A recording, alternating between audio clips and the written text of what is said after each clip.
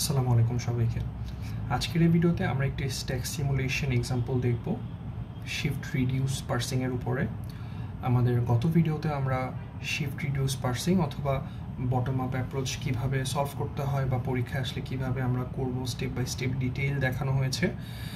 So যারা ওই ভিডিওটি দেখেননি, অনুরোধ থাকবে ওই ভিডিওটি অবশ্যই দেখে খাতায় প্র্যাকটিস করে দেন এই ভিডিওটি দেখবেন, তাহলে আপনার জন্য এই পার্টিকুলার এই ভিডিওটা বোঝা অনেকটাই সহজ হয়ে যাবে বলে আশা করছি।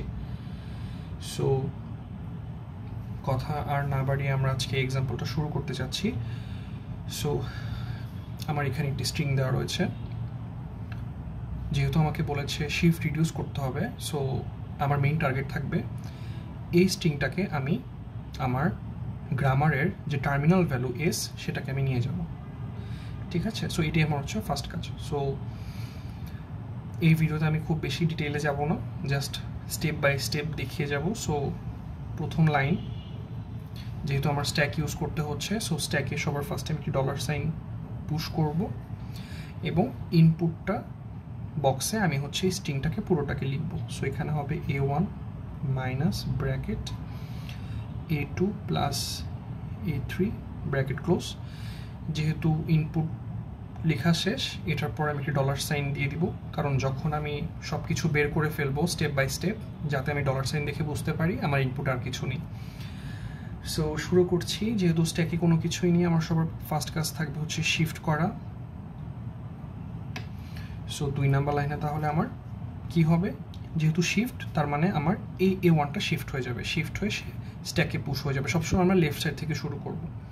ইনপুটের সবসময় যদি শিফট বলি, লেফট সাইডে যেটা থাকবে সেটা সবসময় এখান থেকে বের হয়ে স্ট্যাকে চলে যাবে। সো $সাইন অ্যাজ ইট ইজ, এবং A1টা যেহেতু বের হয়ে গেল, A1টা স্ট্যাকে চলে গেল।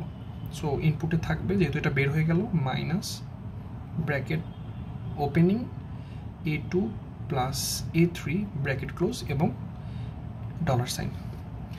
সো এখানে আমি দেখতে পাচ্ছি যে এস ইমপ্লাইজ এ। এখানে A1 থাকলে ঘাবড়ে যাওয়ার দরকার নেই। এখানে A1 A2 A3 থাকতে পারে, বা শুধু এ দিয়েও থাকতে পারে। অনেক সময় এখানে A প্লাস এ দিলে এটাকে 2A ডিনোট করে। সো ওই ঝামেলা এড়ানোর জন্য হচ্ছে অনেক সময় কোশ্চেনে এরকম সাবস্ক্রিপ্ট আকারে 1 2 3 দেওয়া থাকে। সো এস ইমপ্লাইজ এ, আর এখানে এ একই জিনিস আসলে মিন করছে। সো আমরা এই লাইনে তাহলে কি করবো, আমরা এখানে রিডিউস করে ফেলবো, যেহেতু গ্রামারে পড়ে যাচ্ছে, এবং গ্রামারটা লিখে দিব এস ইমপ্লাইজ এ। সো থার্ড লাইনে হবে $সাইন, এবং যেহেতু এস হচ্ছে টার্মিনাল, একে রিপ্লেস A1কে রিপ্লেস করছি, এখানে হয়ে যাবে এস। দেন অ্যাজ ইউজুয়াল আমি লিখবো, যেহেতু প্রত্যেকটা বক্সে একটা করেই হচ্ছে আমি অপারেশন করতে পারবো, সো এখানে একটা অপারেশনই থাকবে, আমরা এখান থেকে শিফট করবো না। সো নেক্সট লাইনে গিয়ে আমরা দেখতে পাচ্ছি এখানে আর এসকে কিছু করা পসিবল না। ব্র্যাকেট থাকলে হয়তো কিছু একটা করা যেত, বাট যেহেতু নাই, আমি হচ্ছে ডিরেক্টলি আবার শিফটে চলে যাব, শিফট। সো ফোর্থ লাইনে আমরা লিখবো $sign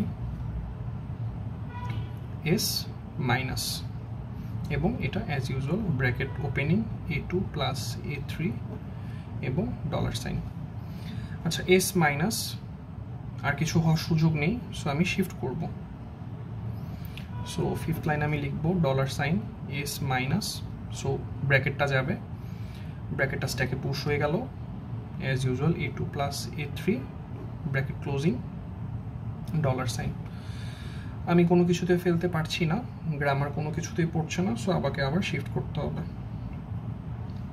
so in our sixth line will write $সাইন এস মাইনাস, ব্র্যাকেট ওপেনিং ছিল, A2টা এখানে চলে যাবে, এবং এখানে যেহেতু A2 চলে গেল, পরে থাকবে প্লাস A3 ব্র্যাকেট ক্লোজিং এবং $সাইন। এবং আমি দেখতে পাচ্ছি A2 এই গ্রামারে পড়ে যাচ্ছে, সো আমরা যেহেতু গ্রামারে পড়ে যাচ্ছে, গ্রামারে ফেলে দিব, সরি।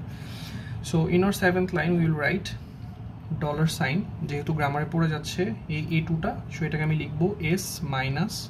এখানে কিন্তু জাস্ট A2টাই পড়ছে, ব্র্যাকেটটা কিন্তু পড়ছে না, ব্র্যাকেট কিন্তু অ্যাজ ইট ইজ থাকবে। সো ব্র্যাকেট এবং এস, ওকে। এবং এখানে বাকি পোর্শনটা আগের মতোই থাকবে। সো এখান থেকে কি কোনো গ্রামারে পড়ছে না? যদি এখানে একটা ব্র্যাকেট থাকতো হয়তো আমি গ্রামারে ফেলতে পারতাম, বাট যেহেতু নেই আমি ফেলতে পারবো না, আমাকে আবার শিফট করতে হবে। So in hour 8th line we will write $s minus opening bracket S, এবং এই প্লাসটা চলে যাবে প্লাস, তাহলে এখানে পড়ে থাকবে A3 bracket close $।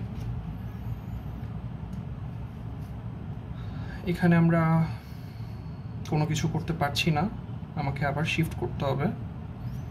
So in hour 9th line will right $s minus opening bracket S plus, এবং A3টা চলে যাবে, এখানে পড়ে থাকবে ক্লোজিং ব্র্যাকেট $।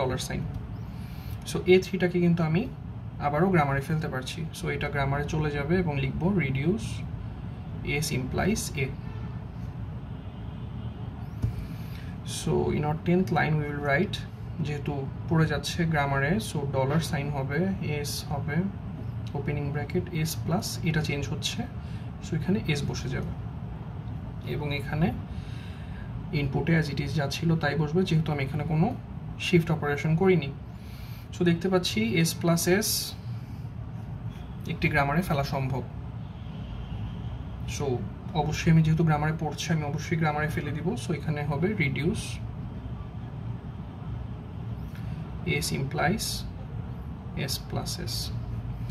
সো 11th লাইনে আমি তাহলে লিখবো, যেহেতু এটা গ্রামারে পড়ে যাচ্ছে, $সাইন এস মাইনাস ওপেনিং ব্র্যাকেট অবশ্যই থাকবে, এবং এখানে যেহেতু এস প্লাস এস হচ্ছে আমার এস টার্মিনালে, সো এস বসবে, এবং ইয়েস আর কিছু করা যাচ্ছে না। সো এখানে as it is closing bracket $সাইন। সো যেহেতু কোনো কিছু আর করা যাচ্ছে না আমার এখানে, হ্যাঁ আমি কোনো কিছু করতে পারছি না, আমাকে শিফট করতে হবে। 12th লাইনে গিয়ে আমরা লিখব $সাইন S minus opening bracket S, এবং যেহেতু শিফট করেছি আমি বলেছি শিফট করব, তার মানে এই ক্লোজিং ব্র্যাকেটটা চলে আসবে এবং এখানে শুধু $সাইন পড়ে থাকবে। যেহেতু $সাইন পড়ে ছিল তার মানে হচ্ছে আমার ইনপুট শেষ, আমার আর কিছু স্ট্যাকে ঢুকানোর নেই, বা স্ট্যাকে আমি কিছু পুশ করব না। এর জন্যই হচ্ছে $সাইনটা বেসিক্যালি আমরা ইনপুটের শেষে ইনসার্ট করে করে করে করে সামনের দিকে অগ্রসর হতে থাকি। সো দেখতে পাচ্ছি যে এই গ্রামারটা এখানে ইমপ্লিমেন্ট করা যেতে পারে, কারণ যেহেতু ব্র্যাকেটের মধ্যে একটা এস আছে। সো আমি ইমপ্লিমেন্ট করে ফেলবো গ্রামারটা, রিডিউস, এবং 13 নাম্বার লাইন আমি লিখে ফেলবো $সাইন এস মাইনাস, যেহেতু এই ব্র্যাকেটের ভিতর এসটাকে আমি এস লিখতে পারছি, সো এস মাইনাস এস হয়ে যাবে, $সাইনটাই শুধু পড়ে থাকবে।